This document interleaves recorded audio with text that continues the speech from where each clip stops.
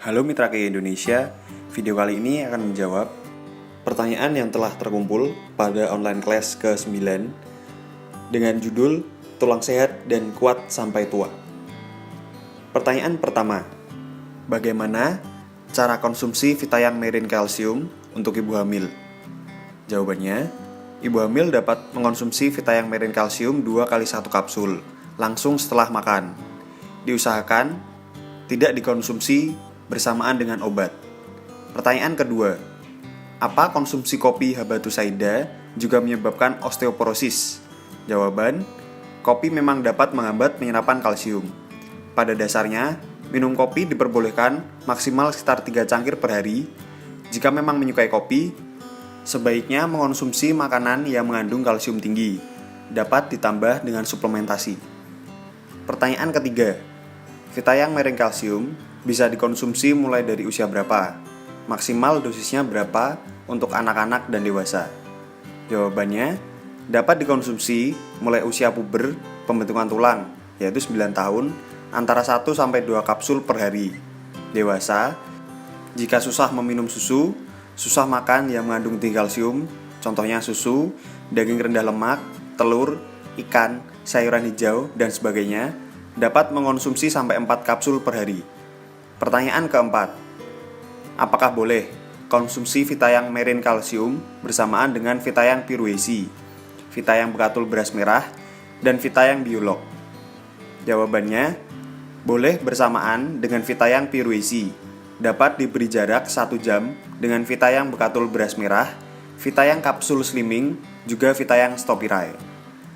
Pertanyaan kelima, bagaimana caranya mengonsumsi Vitayang Merin Kalsium jika memiliki masalah ginjal?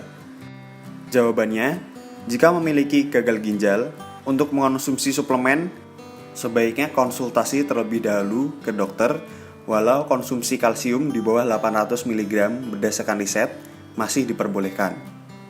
Pertanyaan keenam, apakah perlu konsumsi glukosamin jika kita sudah mengonsumsi Vitayang Merin Kalsium? Jawabannya, kalsium, glukosamin, kondroitin adalah hal yang berbeda.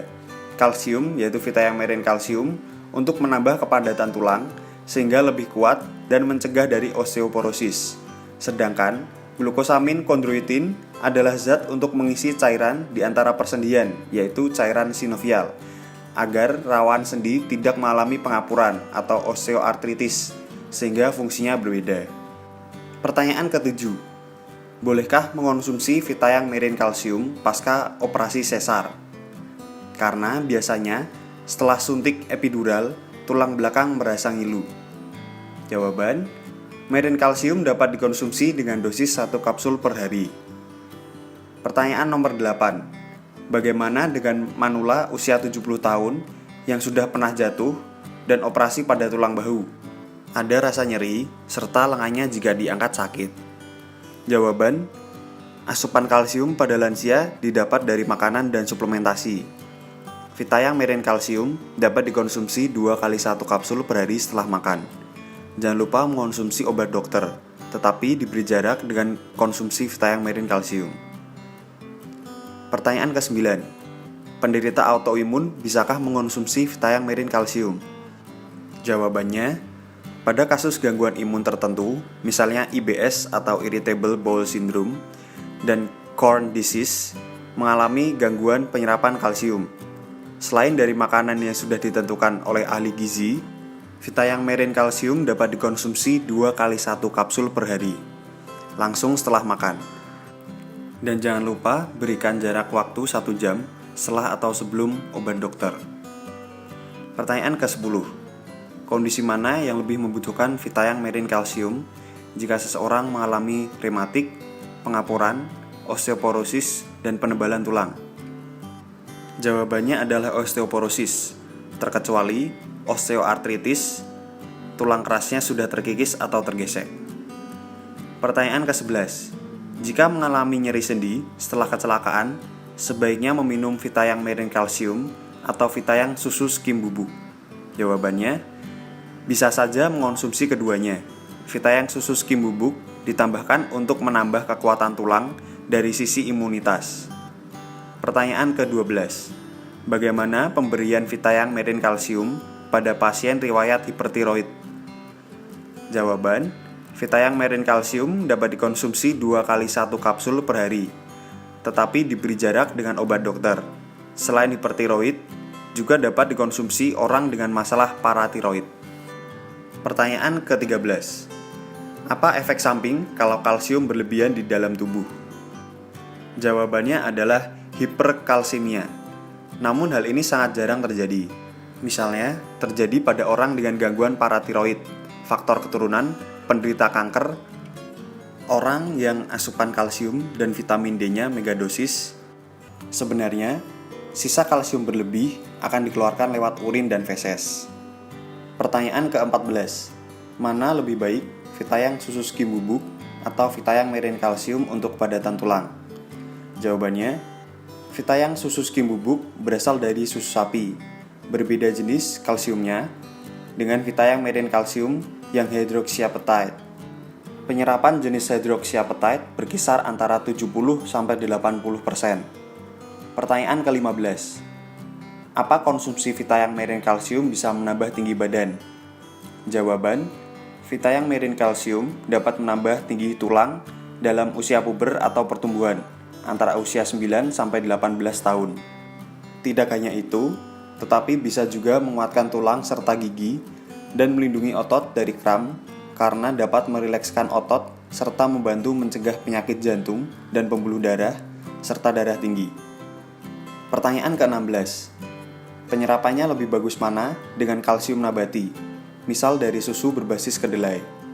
Jawaban, jika dilihat dari strukturnya, maka Vitayang Merin Kalsium lebih mudah diserap karena molekulnya berukuran mikron dan lebih mirip dengan struktur tulang manusia.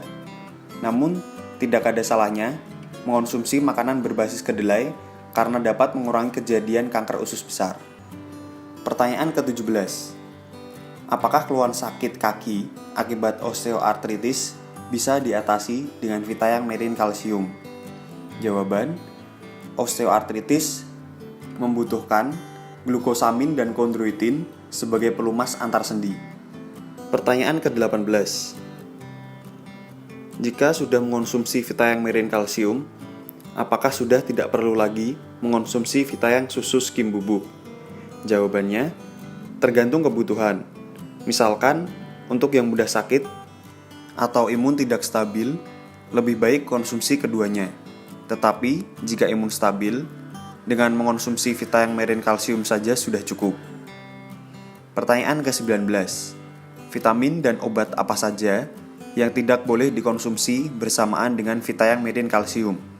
Jawabannya, obat-obatan misalnya golongan obat antihipertensi, anti kejang, dan obat untuk masalah kardiovaskuler. Jika berhubungan dengan produk KK, sebaiknya Vitayang Merin Kalsium tidak diminum bersamaan dengan Vitayang Slimming Kapsul, Bekatul Beras Merah, dan Stopirai. Pertanyaan nomor 20. Jika ligamen sendi lutut robek, cocok atau tidak kalau mengonsumsi Vitayang Merin Kalsium? Jawabannya, kalsium juga berperan untuk otot. Selain obat dokter, misalnya obat anti nyeri, boleh mengonsumsi Vitayang Merin Kalsium 2-3 kapsul per hari, tentunya tidak bersamaan dengan obat dokter. Pertanyaan nomor 21. Apa makanan penunjang ketika konsumsi Vitayang Merin Kalsium agar mendapat manfaat maksimal? Jawabannya, makanan yang mengandung kalsium, vitamin D, dan folat. Misalnya sayuran hijau, ikan, daging sapi, daging ayam, kacang-kacangan, dan hindari kopi, teh, dan soda.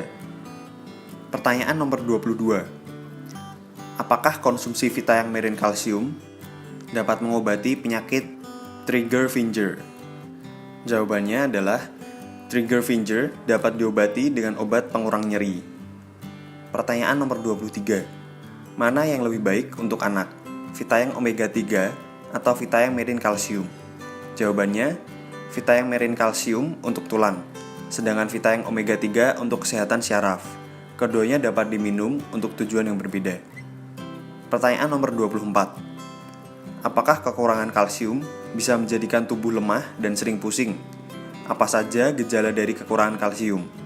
Jawabannya, gejala kekurangan kalsium yaitu lemah otot, kaki mudah kram, jantung berdebar tidak teratur, dan nyeri tulang.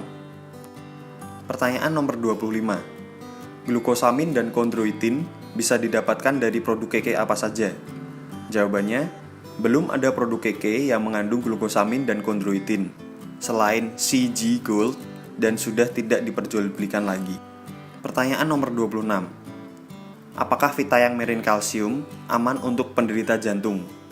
Apakah dapat diminum bersamaan dengan Vitayang Coenzim Q10? Jawabannya, belum ada interaksi negatif antara kalsium dengan CoQ10. Vitayang Mirin Kalsium aman bagi penderita gangguan jantung. Berikan jarak konsumsi suplemen dengan obat jantung. Pertanyaan nomor 27. Apakah dengan Vitayang Mirin Kalsium bisa menambah tinggi badan anak jika tinggi badan diturunkan lewat gen? Bagaimana cara konsumsinya agar tinggi anak bisa lebih dari orang tua? Jawabannya, untuk menambah tinggi badan, sebaiknya tidak hanya minum suplemen Vitayang Mirin Kalsium, tetapi juga berolahraga atau anak tetap aktif. Makan makanan yang mengandung kalsium, misalnya daging, ikan, sayuran hijau, kacang-kacangan, susu, dan produk olahan susu. Vitayang Mirin Kalsium boleh dikonsumsi 2 kali 1 kapsul per hari setelah makan. Pertanyaan nomor 28. Bisakah Vitayang Mirin Kalsium membantu penderita diabetes yang giginya mudah goyang? Jawabannya, bisa membantu, namun tidak dikonsumsi bersamaan dengan obat dokter. Beri jarak minimal 1 jam. Pertanyaan nomor 29. Apakah tulang punggung bungkuk berhubungan dengan kekurangan kalsium? Jawabannya adalah berhubungan, karena tulang punggung bungkuk berkaitan dengan osteoporosis.